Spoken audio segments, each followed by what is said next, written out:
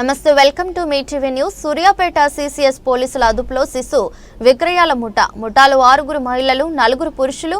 ముఠా వద్ద 16 నెలల మగ శిశువు లభ్యం. శిశువును చైల్డ్ వెల్ఫేర్ అధికారులకు అప్పగించిన పోలీసులు శిశువును 7 లక్షల వరకు విక్రయించినట్లు సమాచారం.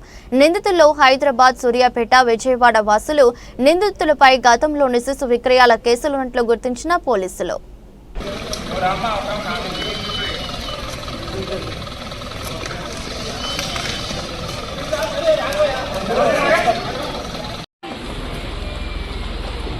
రాజేంద్ర ముందుకురా, రాజేంద్ర ముందుకురా.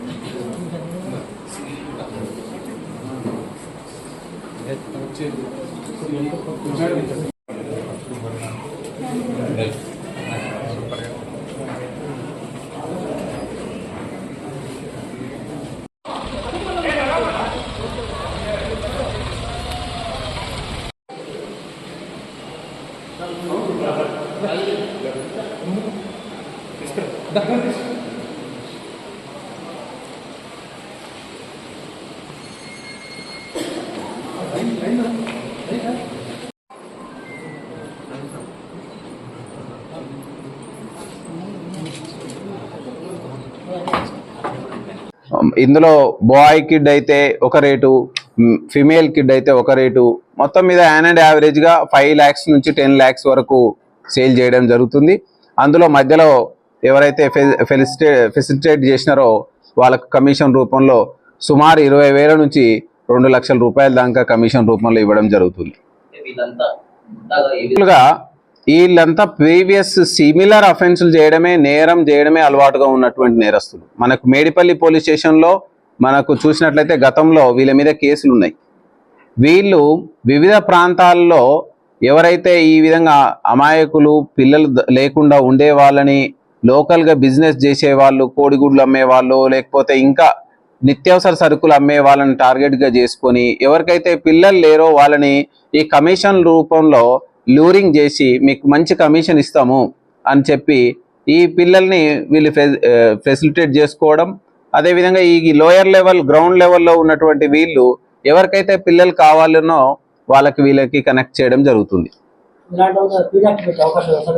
మేము ఎగ్జామిన్ చేస్తాం. పీడీ యాక్ట్ పెట్టడానికి ఏ స్కోప్ ఉన్నా మేము అది వదిలిపెట్టము. ఖచ్చితంగా దాన్ని ఎగ్జామిన్ చేస్తాం. వాళ్ళ యొక్క పిల్లల్ని ఏ విధంగా తీసుకొచ్చిరనేటువంటిది, వాళ్ళు దొంగిలించి తీసుకొని వచ్చిర్రా లేకపోతే ఇంకా ఏ విధంగా తీసుకొచ్చిందని మనం రూల్ అవుట్ చేసుకోవాల్సినటువంటి అవసరం ఉంది. దీనికి సంబంధించి మనకు అడాప్షన్ ప్రొసీజర్ను చూస్తే మనకు సెంట్రల్ లెవెల్లో అడాప్షన్ రిసోర్స్ అథారిటీ అనేది ఒకటి ఉంటుంది. దానికి ఎవరైనా పిల్లలు కావాల్సిన వాళ్ళు ఆ అడాప్షన్ రిసోర్స్ అథారిటీకి అప్లై చేసుకోవాలి.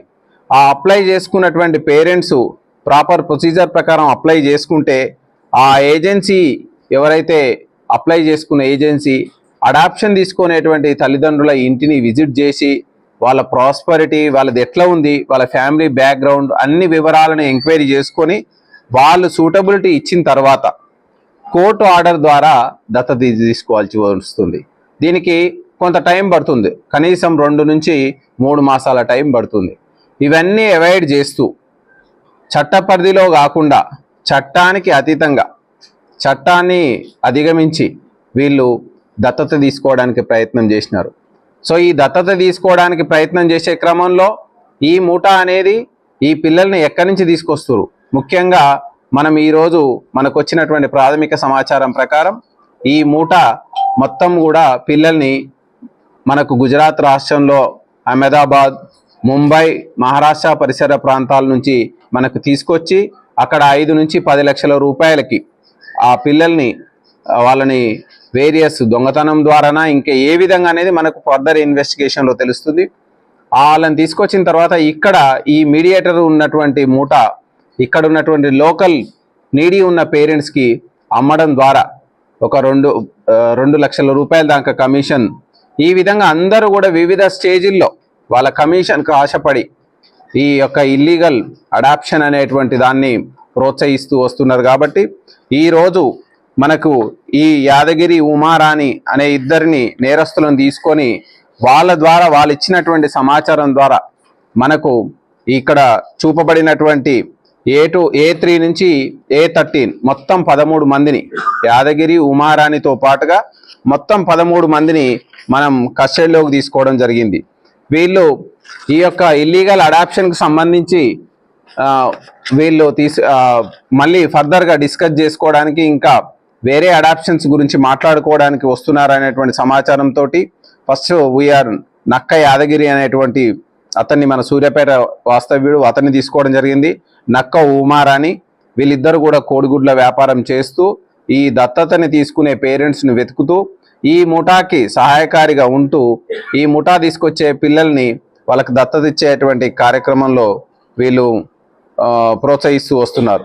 ఈరోజు మనం తీసుకున్నటువంటి నేరస్తుల్లో ముఠాకి చెందిన వాళ్ళు నాగేందర్ కుమార్, ఇతను విజయవాడ, రమాలక్ష్మి విజయవాడ, పావని విజయవాడ, విజయలక్ష్మి విజయవాడ, సత్యమణి విజయవాడ, రాజు నాగర్ కర్నూల్, శోభారాణి గట్కేసర్ ఉప్పల్, షహీనా ఈమె రాజస్థాన్కి సంబంధించినటువంటి లేడీ, షహానా ఈమె తిరుమలగిరి హైదరాబాద్కి సంబంధించినటువంటి లేడీ, అండ్ సభావత్ శ్రీనివాస్ ఇతను అచ్చంపేట్ నాగర్ కర్నూల్, అండ్ సునీత ఇతను హైటెక్ సిటీ, ఈమె హైటెక్ సిటీకి చెందినటువంటి లేడీ. వీళ్ళందరినీ మనం తీసుకొని దీన్ని ప్రాపర్గా ఇన్వెస్టిగేషన్ డెవలప్ చేస్తూ ఎవరు ఏ చిల్డ్రన్ని తీసుకొచ్చారు, ఎవరికి దత్తత ఇచ్చారు, వాళ్ళు దత్తత తీసుకున్న వాళ్ళు కూడా ఇందులో నేరస్తులు అవుతారు. సో కాబట్టి వాళ్ళందరినీ కూడా మనం ఫర్దర్గా విచారణ చేసి వీళ్ళందరి మీద చట్టరీత్యా చర్య తీసుకోవడం జరుగుతుంది. ఇందులో మనం గమనించినట్లయితే విజయలక్ష్మి అనే ఈమె మీద గతంలో 4 కేసులు ఉన్నాయి. సిమిలర్ కేసు మునగాలలో కూడా ఇంతకుముందుకు 2024లో నమోదయ్యి ఉంది. జనగామలో, ఏలూరు 1 టౌన్, మంగళగిరిలో వీళ్ళ మీద కేసులు నమోదయ్యి ఉన్నాయి. అదేవిధంగా A8 ముడావత్ రాజు, ఈయన మేడిపల్లి పోలీస్ స్టేషన్లో నేరస్తుడుగా ఉన్నారు. అదేవిధంగా ముంబై పోలీస్ స్టేషన్లో కూడా, ముంబై CIDలో కూడా వీళ్ళ మీద కేసులు నమోదయ్యి ఉన్నాయి. A9 అనేటువంటి వ్యక్తికి మీద మనకు మేడిపల్లి పోలీస్ స్టేషన్లో, CID ముంబైలో కూడా సేమ్ సిమిలర్ కేసులు నమోదయ్యి ఉన్నాయి. A10 చూసినట్లయితే CID ముంబైలో కేసులు ఉన్నాయి. వీళ్ళంతా మహారాష్ట్ర, గుజరాత్ రాష్ట్రాల్లో ఈ పిల్లల్ని సేకరించి అక్కడ కూడా మధ్యవర్తుల ద్వారా సేకరిస్తున్నారా, వీళ్ళు దొంగతనం ద్వారా సేకరిస్తున్నారా, ఏ విధంగా సేకరిస్తున్నారు అనేటువంటిది ఫర్దర్ ఎంక్వైరీలో మనకు తేలడం జరుగుతుంది. వీళ్ళందరినీ కూడా అప్రహెండ్ చేయడంలో CCS శివకుమార్ ఆధ్వర్యంలో టీం, అదేవిధంగా రాజశేఖర్ సూర్యాపేట రూరల్ CI గారి ఆధ్వర్యంలో టీం, అదేవిధంగా రూరల్ SI బాలు, అదేవిధంగా CCS SI హరికృష్ణ, అదేవిధంగా గోపి అండ్ పెన్పాడ్ SI, వీళ్ళందరూ కూడా ఒక టీమ్గా ఏర్పడి వీళ్ళందరినీ ఈరోజు అప్రహెండ్ చేయడంలో కృషి చేసినారు. వాళ్ళందరికీ కూడా పోలీస్ డిపార్ట్మెంట్ తరఫున రివార్డ్ ఇవ్వడం జరుగుతుంది. వీళ్ళతో పాటుగా వీళ్ళు తిరుగుతున్నటువంటి వాహనాలను కూడా సీజ్ చేయడం జరిగింది. తదుపరి మనం ఇంకా ఇందులో ప్రొసీడ్ కావాల్సి ఉంది. ఇందులో ఈ పిల్లల తల్లిదండ్రులు ఎవరు, ఎట్లా వచ్చిర్రు, వాళ్ళ పేరెంట్స్ యొక్క కన్సర్న్ ఉందా, ఏ విధంగా ఉంది, ఎవరెవరు ఇందులో లబ్ధి పొందినటువంటి దత్తత తీసుకున్న వాళ్ళు ఎవరు, వాళ్ళందరి మీద ఏ విధమైనటువంటి యాక్షన్ తీసుకోవాలనేది మనకు తదుపరి కేసు దర్యాప్తులో తేలడం జరుగుతుంది. మీడియా మిత్రులందరికీ కూడా అందరికీ నమస్కారం. ప్రింట్ అండ్ ఎలక్ట్రానిక్ మీడియా, ఈరోజు సూర్యాపేట జిల్లా పోలీస్ సూర్యాపేట టౌన్ కేంద్రంగా పిల్లలని అక్రమ రవాణా చేస్తున్నటువంటి మూటా యొక్క గుట్టుని రట్టు చేయడం జరిగింది. ఇందులో 13 మంది సభ్యులుగా ఉన్నటువంటి ఈ మూటాని సూర్యాపేట పోలీసులు అదుపులోకి తీసుకోవడం జరిగింది. మనకు ప్రాథమికంగా విచారిస్తున్న క్రమంలో మనకు ఈరోజు ఈ మూటాని పట్టుకున్న తర్వాత తదుపరి విచారణ చేసి ఒక 10 మంది పిల్లలని, చిన్న పిల్లలని అక్రమంగా తరలించినటువంటి ఈ చిన్న పిల్లల్ని ఇల్లీగల్గా అడాప్షన్స్కి, దత్తతకి ఇస్తున్నట్టు గుర్తించి వాళ్ళందరినీ కూడా డిస్ట్రిక్ట్ చైల్డ్ ప్రొటెక్షన్ ఆఫీసర్, అదేవిధంగా చైల్డ్ వెల్ఫేర్ కమిటీ, పోలీస్ సంయుక్తంగా వాళ్ళందరినీ రెస్క్యూ చేయడం జరిగింది. ఇందులో ఈ రెస్క్యూ చేసిన తర్వాత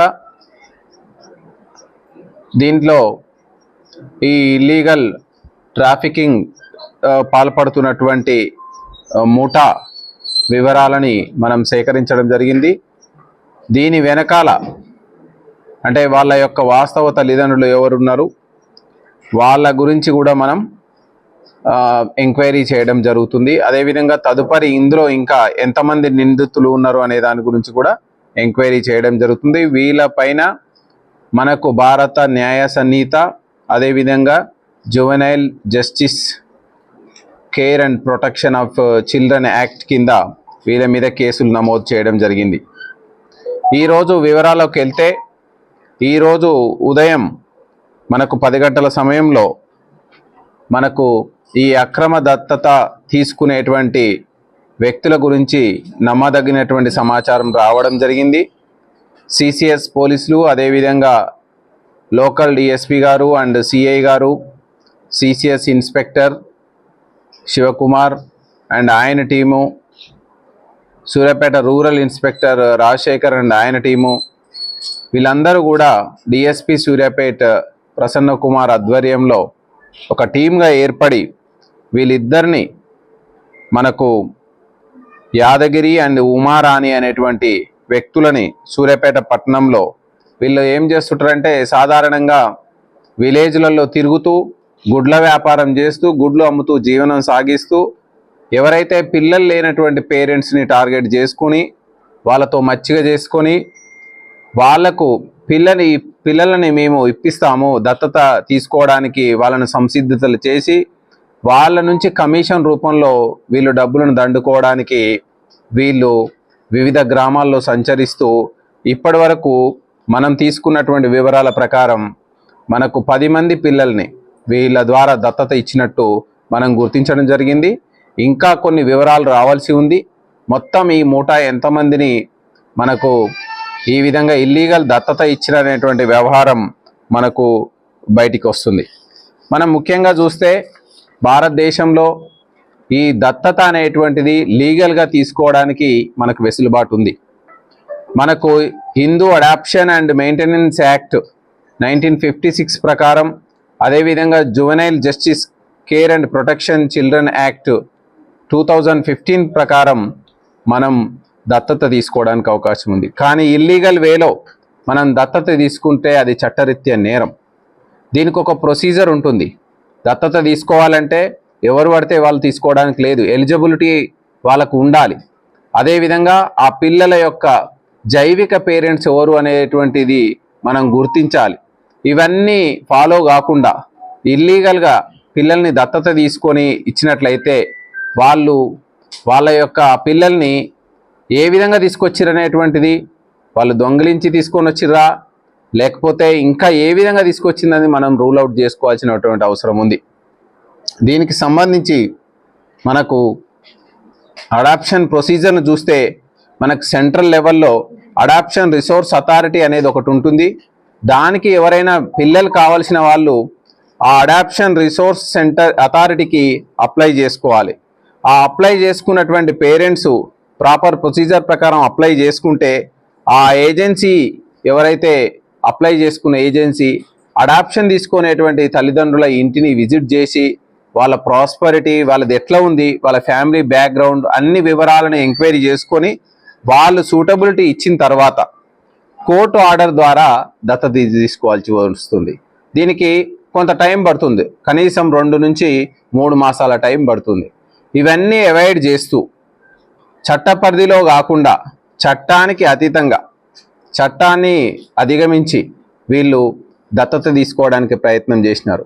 సో ఈ దత్తత తీసుకోవడానికి ప్రయత్నం చేసే క్రమంలో ఈ ముఠా అనేది ఈ పిల్లల్ని ఎక్కడి నుంచి తీసుకొస్తారు, ముఖ్యంగా మనం ఈరోజు మనకు వచ్చినటువంటి ప్రాథమిక సమాచారం ప్రకారం ఈ ముఠా మొత్తం కూడా పిల్లల్ని మనకు గుజరాత్ రాష్ట్రంలో అహ్మదాబాద్, ముంబై, మహారాష్ట్ర పరిసర ప్రాంతాల నుంచి మనకు తీసుకొచ్చి అక్కడ 5 నుంచి 10 లక్షల రూపాయలకి ఆ పిల్లల్ని వాళ్ళని వేరియస్ దొంగతనం ద్వారానా ఇంకా ఏ విధంగా అనేది మనకు ఫర్దర్ ఇన్వెస్టిగేషన్లో తెలుస్తుంది. వాళ్ళని తీసుకొచ్చిన తర్వాత ఇక్కడ ఈ మీడియేటర్ ఉన్నటువంటి